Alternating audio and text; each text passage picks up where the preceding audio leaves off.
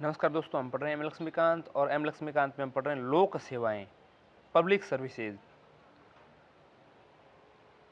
सेवाओं का वर्गीकरण। सबसे पहले लोक सेवाओं का वर्गीकरण समझेंगे और अंत में चूंकि ये जो भाग हैं वह संवैधानिक स्थिति बताता है और 308 से लेकर के 314 तक के अनुच्छेद इसमें शामिल हैं। ठीक है, 308 से 314 तक इसमें शामिल है और ये सेवाएं जो हैं ये भाग संख्या 14 के अंतर्गत आती है मेरे अनुमान में। ठीक है, तो इसको हम समझते हैं।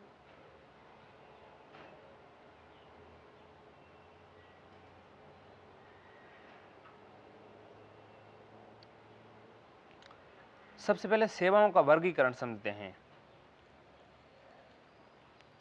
भारत में लोक सेवाओं असैन्य अथवा सरकारी दोनों प्रकार की को 3 श्रेणियों में वर्गीकृत किया गया। अखिल भारतीय सेवाएं, केंद्रीय सेवाएं और राज्य सेवाएं। सेवाओं का वर्गीकरण। भारत में लोक सेवाओं असैन्य अथवा सरकारी को 3 श्रेणियों में वर्गीकृत किया गया है। अखिल भारतीय सेवाएं, केंद्रीय सेवाएं और राज्य सेवाएं। इनके अर्थ और संरचना किस प्रकार समझते हैं। सबसे पहले अखिल भारतीय सेवाओं को समझते हैं। अखिल भारतीय सेवाएं वे सेवाएं हैं जो राज्य व केंद्र सरकारों में समान होती हैं। इन सेवाओं के सदस्य राज्य व केंद्र के अधीन शीर्ष पदों यानी महत्वपूर्ण पद पर होते हैं और उन्हें बारी बारी से अपनी सेवाएं देते हैं। वर्तमान में 3 अखिल भारतीय सेवाएं हैं। भारतीय प्रशासनिक सेवा IAS, भारतीय पुलिस सेवा IPS, भारतीय वन सेवा IFS, फॉरेस्ट सर्विस है ये, फॉरेन सर्विस नहीं, ध्यान दीजिएगा। 1947 में भारतीय सिविल सेवा ICS, Indian civil service ICS का स्थान IAS ने और भारतीय पुलिस यानी कि IP का स्थान IPS ने ले लिया। संविधान में इनको अखिल भारतीय सेवाओं के रूप में मान्यता दी गई। 1947 में तो 2 ही सेवाएं थी। फिर 1966 में भारतीय वन सेवा यानी इंडियन फॉरेस्ट सेवा सर्विस यानी IFS को भी अखिल भारतीय सेवा के रूप में तीसरी सेवा के रूप में शामिल किया। अखिल भारतीय सेवा अधिनियम 1951। अखिल भारतीय सेवा अधिनियम 1951 में केंद्र को राज्य सरकारों से परामर्श करके अखिल भारतीय सेवाओं के सदस्यों की भर्ती व सेवा शर्तों के लिए नियम बनाने के लिए प्राधिकृत करता है। अखिल भारतीय सेवा अधिनियम 1951 क्या करता है? केंद्र को राज्य सरकारों से परामर्श करके अखिल भारतीय सेवाओं के सदस्यों की भर्ती व सेवाओं के सेवा शर्तों के लिए नियम बनाने के लिए प्राधिकृत करता है। इन सेवाओं के सदस्यों की भर्ती और प्रशिक्षण केंद्र सरकार करती है, परंतु वे कार्य करने हेतु विभिन्न राज्यों में भेज दिए जाते हैं। विभिन्न राज्य कार्डर से संबंधित होंगे, परंतु केंद्र का इस संबंध में कोई कार्डर नहीं होगा। वे केंद्र में प्रतिनियुक्ति पर कार्य करेंगे और नियत कार्यकाल के पश्चात वापस संबंधित राज्यों में चले जाएंगे। केंद्र सरकार एक सुस्थापित सेवा काल प्रणाली के अंतर्गत प्रतिनियुक्ति पर इनकी सेवाएं लेती हैं। यह ध्यातव्य है कि विभिन्न राज्यों में उनके विभाजन के बावजूद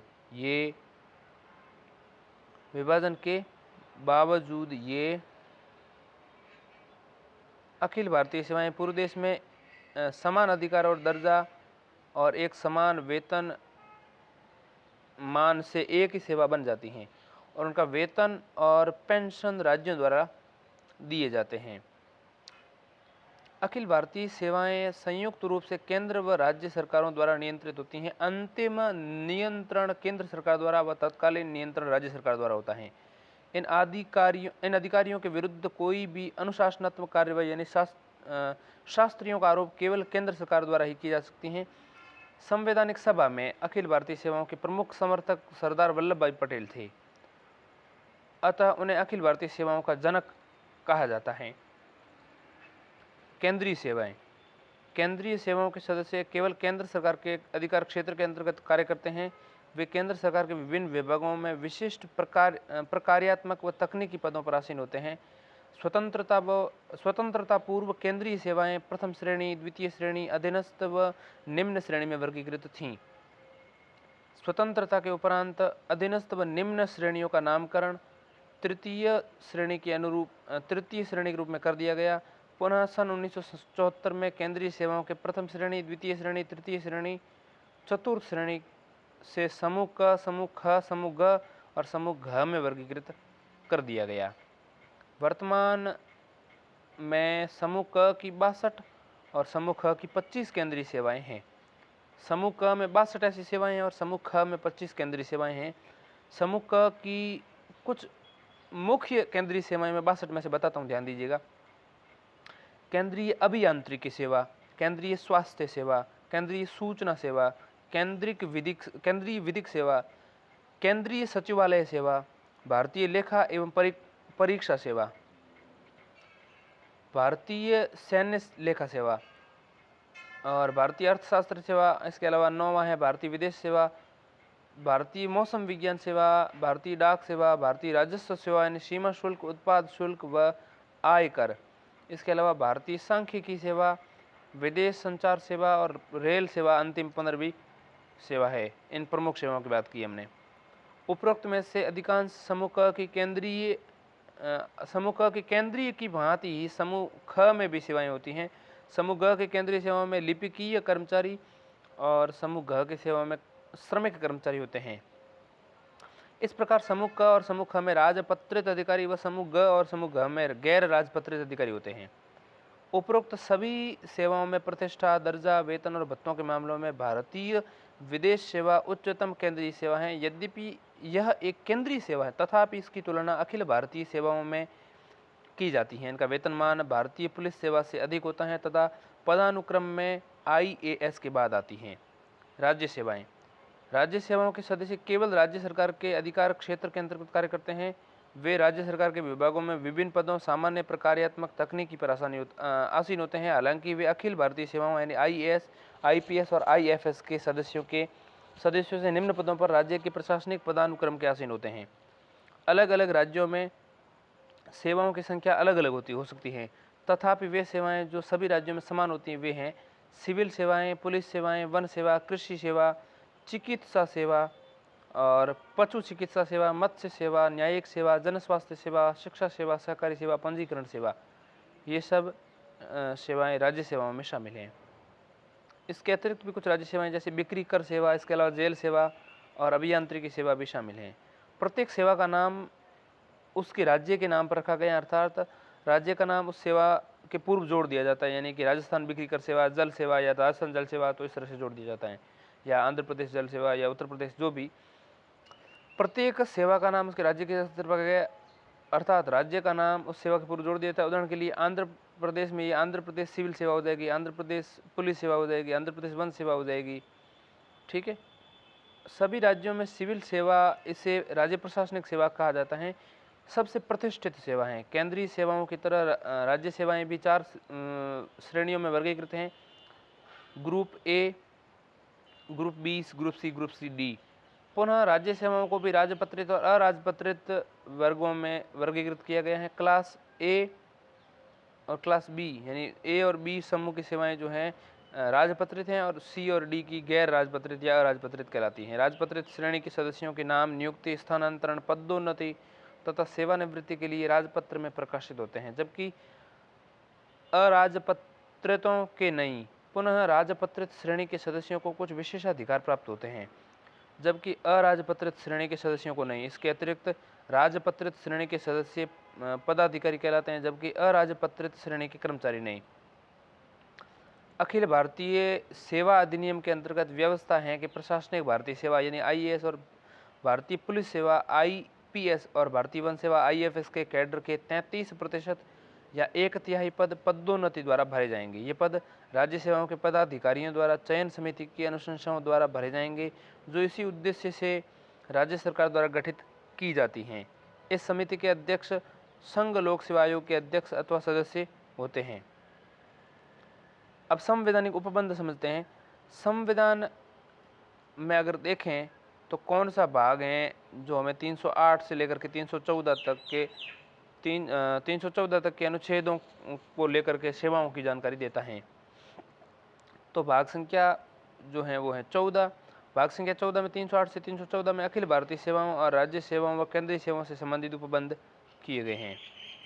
पहला, भर्ती एवं सेवा शर्तें। अनुच्छेद 309 में संसद व राज्य विधायिका को क्रमशः केंद्र, राज्य और सरकारों के अधीन निम्नलिखित के अधीन लोक सेवाओं के अंतर्गत किसी पद पर नियुक्त अनुच्छेद 309 क्या करता है? अनुच्छेद 309 संसद व राज्य विधायिका को क्रमशः संसद को केंद्र और राज्य विधायिका को राज्य सरकारों के अधीन लोक सेवाओं के अंतर्गत किसी पद पर नियुक्त व्यक्ति की भर्ती सेवा शर्तों के नियमन एवं शक्तियों के लिए प्रदान करता है। इन कानूनों के बनने तथा राष्ट्रपति अथवा राज्यपाल के मामलों में विनियमन बना सकता है। किसी भी व्यक्ति की लोक सेवा में भर्ती के तरीकों में शामिल है नियुक्ति, चयन, प्रतिनियुक्ति, पदोन्नति तथा स्थानांतरण द्वारा नियुक्ति। लोक सेवक की सेवा शर्तों में शामिल है वेतन भत्ते, समयबद्ध वेतन वृद्धि, अवकाश, पदोन्नति, कार्यकाल और सेवा समाप्ति। स्थानांतरण, प्रतिनियुक्ति, विभिन्न अधिकार, अनुशासनात्मक कार्यवाही, छुट्टियां, कार्य के घंटे और सेवानिवृत्ति के लाभ जैसे पेंशन, भविष्य निधि व ग्रेच्युटी आदि। इस उपबंध के अंतर्गत संसद अथवा राज्य विधायिका किसी लोक सेवक के मौलिक अधिकारों पर सत्यनिष्ठा, ईमानदारी, दक्षता, अनुशासन, निष्पक्षता, गोपनीयता, निष्पक्षता, कर्तव्यनिष्ठा आदि के हितों के लिए युक्त प्रतिबंध लगा सकती हैं। ऐसे प्रतिबंध केंद्रीय सेवा नियम, रेलवे सेवा आचरण नियम इत्यादि की आचार संहिता में उल्लिखित हैं। दूसरा, कार्यकाल। अनुच्छेद 310 के अनुसार रक्षा सेवाओं, केंद्र की सिविल सेवा और अखिल भारतीय सेवाओं के सदस्य और सैन्य नागरिक पदों पर आसीन व्यक्ति राष्ट्रपति के प्रसाद पर्यंत अपने पद पर बने रहेंगे। इसी प्रकार राज्य की लोक सेवाओं से संबंध सदस्य अथवा राज्य के अधीन सिविल पदों पर आसीन व्यक्ति राज्य के राज्यपाल प्रसाद पर्यंत अपने पदों पर बने रहेंगे। हालांकि इस नियम के कुछ अपवाद भी। राष्ट्रपति अथवा राज्यपाल विशिष्ट योग्यता वाले किसी व्यक्ति को सेवाओं की सुरक्षा के लिए दो स्थितियों में क्षतिपूर्ति के लिए व्यवस्था कर सकता है। पहला, यदि वह पद अनुबंध के समय से पूर्व समाप्त हो जाए। यदि राष्ट्रपति कब व्यवस्था कर सकता है, राज्यपाल कब व्यवस्था कर सकता है? यदि वह पद जो सेवा है वो पद अनुबंध के समय से पूर्व समाप्त हो जाए, यदि उसे ऐसे कारणों से वह पद रिक्त करना पड़े जो उसके कदाचार से संबंधित नहीं है, ऐसी स्थिति में। इसके अलावा ऐसा अनुबंध सिर्फ ऐसे व्यक्ति के साथ हो सकता है जिसने सरकारी सेवा में नया प्रवेश किया हो और वह सैन्य सेवाओं, केंद्रीय सेवाओं, अखिल भारतीय सेवाओं और किसी राज्य लोक सेवा का सदस्य न हो। इसके अलावा लोक सेवकों के लिए संरक्षण उपाय देखें तो अनुच्छेद 311 उपर्युक्त प्रसाद पर्यंत सिद्धांत पद पर दो प्रतिबंध लगाता है। अनुच्छेद 311 अन्य शब्दों में ये कह सकते हैं कि 311 में ये कहा गया है कि सिद्धांत जो है 311 का, वो लोक सेवकों को उनके पदों से इच्छानुसार हटाने से रोकने के संबंध में दो संरक्षण प्रदान करता है। कौन से दो संरक्षण प्रदान करता है? पहला, लोक सेवक को उसके अधीनस्थ अधिकारी जो कि नियुक्त किया गया उसके द्वारा बर्खास्त या हटाया नहीं जा सकता। इसके अलावा किसी लोक सेवक को केवल ऐसी जांच के उपरांत ही बर्खास्त या हटाया जा सकता है अतः पदावनत किया जा सकता है जिसमें उस पर लगाए गए आरोपों की सूचना उसे दी जाएगी तथा इन आरोपों की सुनवाई के लिए उसे पर्याप्त अवसर दिया जाएगा। उपरोक्त उपाय केवल केंद्र राज्य सेवाओं, अखिल भारतीय सेवाओं और राज्य की सिविल सेवा अथवा केंद्र व राज्य के अधीन सिविल पद पर आसीन व्यक्तियों को ही उपलब्ध रहेंगे। ये सैन्य सेवाओं व सैन्य पद पर आसीन व्यक्तियों पर लागू नहीं होंगे। हालांकि दूसरा उपाय जांच संबंधी निम्न 3 परिस्थितियों में लागू नहीं होता है। पहला, जब लोक सेवक को उसके आचरण के आधार पर जिसमें उसे आपराधिक मामले में दोषी ठहराया गया हो, उसके पद से बर्खास्त किया गया हो या पदावनत किया गया हो। दूसरा, जब किसी लोक सेवक को बर्खास्त करने या हटा सकने हैं अथवा उसे पदावनत करने की शक्ति प्राप्त पदाधिकारी को इस बात के प्रति संतुष्ट हो लिखित रूप में कि ऐसी जांच व्यावहारिक नहीं है। इसके अलावा जब राष्ट्रपति, राज्यपाल इस बात पर संतुष्ट हो कि राज्य की सुरक्षा के हित में ऐसी जांच उचित नहीं है। मूलतः नौकरशाह को सुनवाई के मामले में 2 मौके दिए गए थे। पहला, जांच के समय, दूसरा दंड के समय। लेकिन 42वें संविधान संशोधन अधिनियम 1976 के दूसरे मौके के उपबंध यह है कि जांच के आधार पर नौकरशाह को दंड के खिलाफ सुनवाई को समाप्त कर दिया गया। अब व्यवस्था यह है कि जांच के दौरान साक्ष्यों के आधार पर अगर उसकी गलती साबित हो जाती है तो उसे दंडित करने जैसे बर्खास्तगी, हटाने, पदावनति से पहले उसे सुनवाई का मौका नहीं दिया जाएगा। उच्चतम न्यायालय ने उक्ति सुनवाई का उचित मौका को ध्यान में रखते हुए उपरोक्त उल्लिखित दूसरे सुरक्षा उपायों को शामिल किए हैं। पहले, स्वयं के अपराध से इनकार करने और स्वयं को निर्दोष सिद्ध करने का अवसर उसे बताया जाए कि उस पर लगे आरोपों व अभियोग के आधार पर क्या है। इसके अलावा उसके विरुद्ध प्रस्तुत किसी गवाह अथवा स्वयं का अथवा उसके बचाव में प्रस्तुत किसी गवाह का अपने बचाव के प्रति परीक्षा का अवसर। इसके अलावा अनुशासनात्मक प्राधिकारी, जांच अधिकारी की रिपोर्ट की एक प्रति अभियुक्त सिविल सेवक को अध्ययन के लिए देगा और उस पर विचार करने से पूर्व वो सिविल सेवक की टिप्पणी मांगेगा।